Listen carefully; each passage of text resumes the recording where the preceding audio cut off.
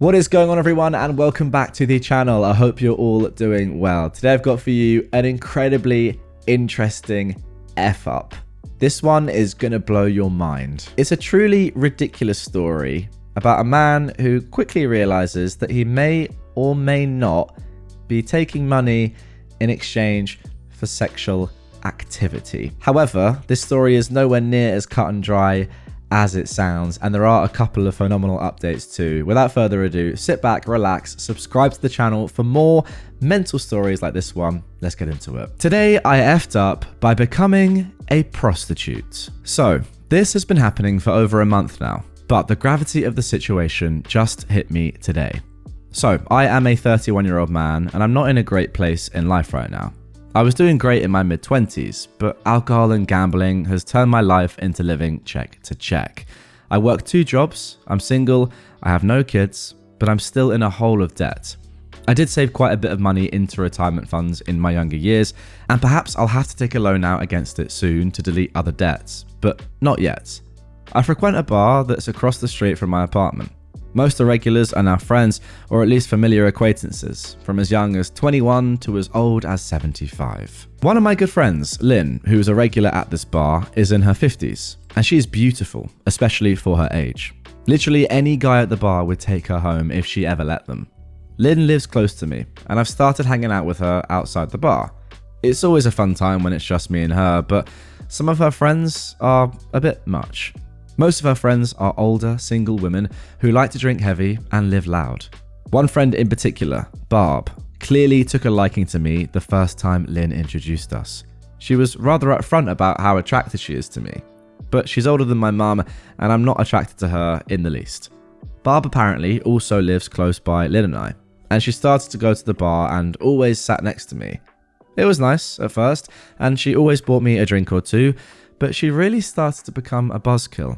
Especially because I couldn't hang out with Lynn without Barb being there too, and I missed it being just Lynn and me. Now, don't get me wrong, Barb is actually pretty hilarious and a fun time, but just knowing how badly she wanted to sleep with me always made me feel a little awkward, especially because I had a crush on her friend. So about 3 weeks ago, Barb texted me and asked if I could help hang up Christmas lights in her apartment.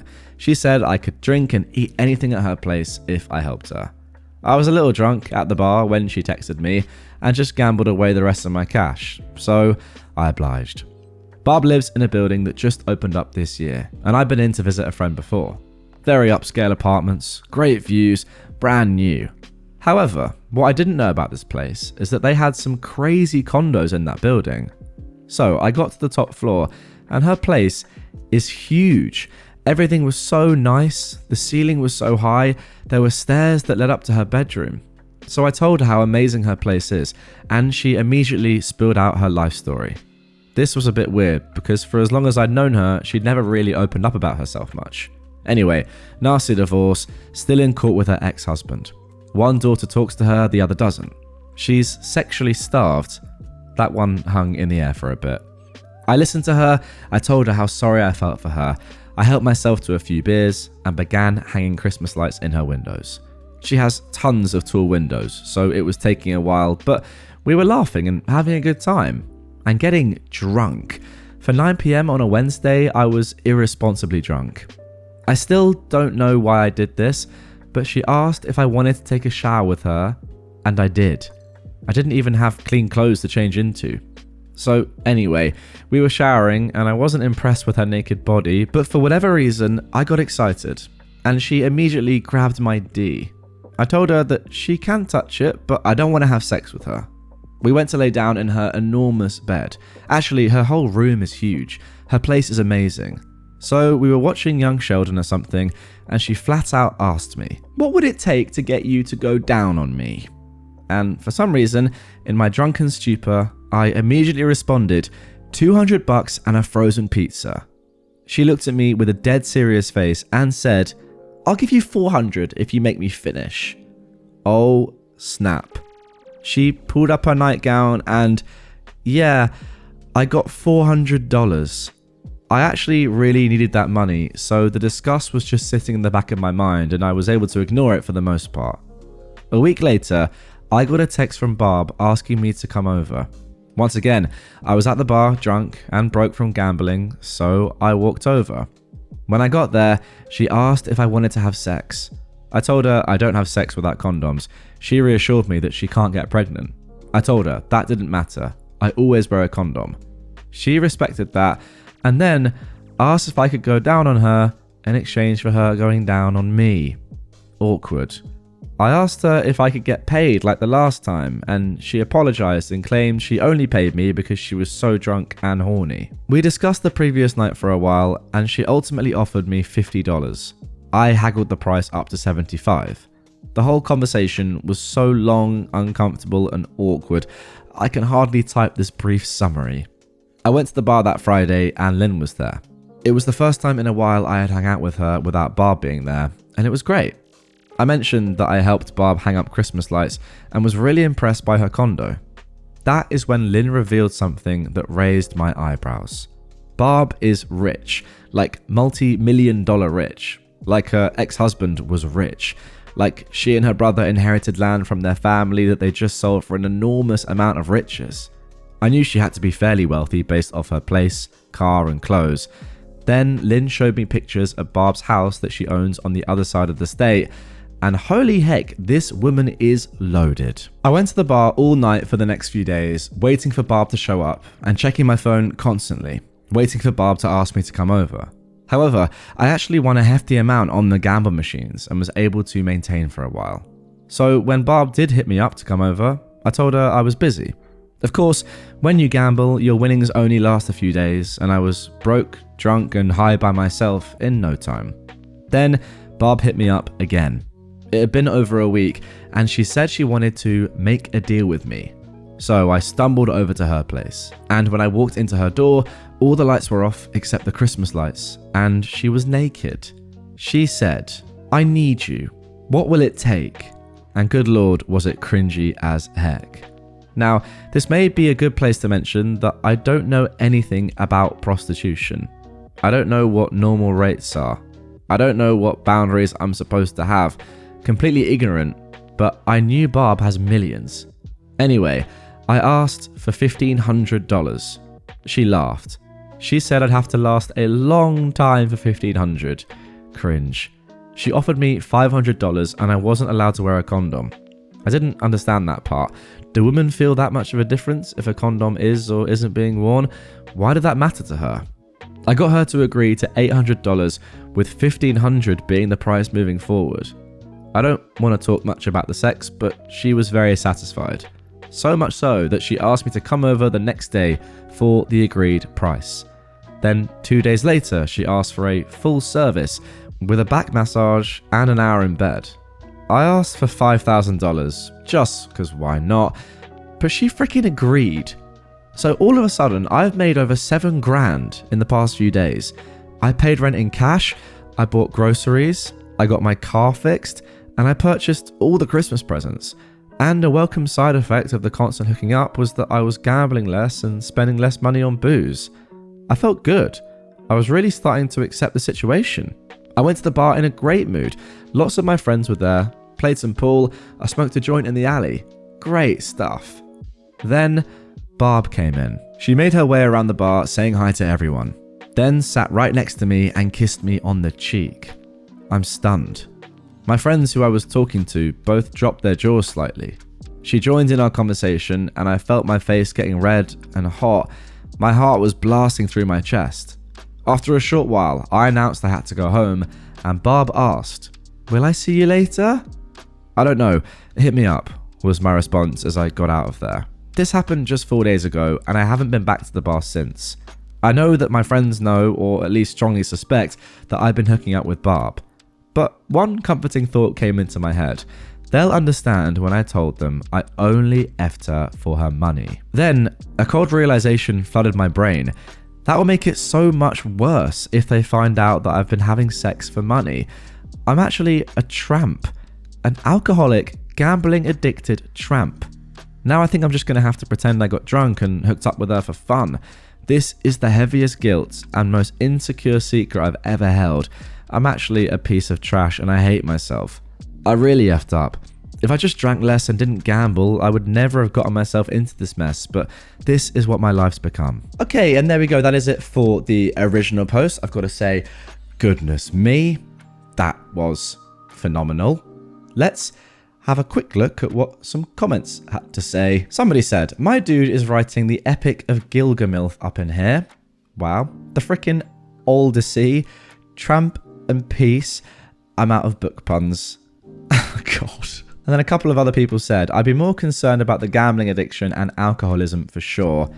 And the F up here is the gambling addiction. The sugar mama is just a lucrative side hustle. Yeah, you know what? I agree with that. Like, I think there is a difference between actual prostitution and having a sugar mummy. And listen, if you're getting paid $7,000 to just have sex a couple of times with someone that's really wealthy in a nice apartment and get free food and free drink, and that's, I don't know, like, does that count as prostitution? I just don't even know if it does. Then that is very hard to turn down for anyone. Genuinely. Like, if it's just like a friend of a friend, it's not as if you are selling your body and you're going around to strangers. Like, you already knew this person. Yeah, you don't want to be with them and have sex with them necessarily, but does that make you a prostitute? Maybe it does. Maybe that's a definition of a prostitute. I'm not sure. I don't think it's necessarily as bad as you are making out, OP. Ultimately, it does come down to how you feel about the situation and how you mentally deal with it. If you are going to be guilt-ridden and think that you are a tramp and lose all respect for yourself, don't do it. If you think, actually, well, this $7,000 is really helping my life and I'm not gambling or drinking as much, maybe that's not true, but if that is the case, then why not do it? Nothing wrong with it. It's your life. Okay, now very quickly after that original post, OP added a little update saying, well, you guys have made me feel better about the selling myself out for sex aspect. I've known for a long time that I'm an alcoholic. The gambling problem is much more recent and infinitely more destructive. Thank you all for your perspectives. OP also added an edit saying, first off, Barb is in her mid-60s. I didn't want to say her age in the post, but dang, some of you guys are roasting me for calling her old. Second, I've only had sex with 6 women, 3 of which I was dating. I'm rather exclusive and it's something I'm proud of, or at least used to be. Okay then, now let's jump 13 and a half months into the future, January the 18th, 2026, just 10 days or so ago at the time of recording. About a year ago, I made a brief post about how I began performing sexual favors for money while suffering from alcoholism and gambling addiction. Many of you seemed to enjoy my story, and some of your comments changed the way I approached and felt about my situation. Therefore, I thought an update would be appropriate, though it is quite a late update. I didn't see or hear from Barb for about a month after our awkward run-in at the bar, which incidentally spawned the original post in the first place. I started imagining that she was paying someone else for sex. Turns out, she was visiting her brother in Arizona for a few weeks. I really hope those two things both aren't correct.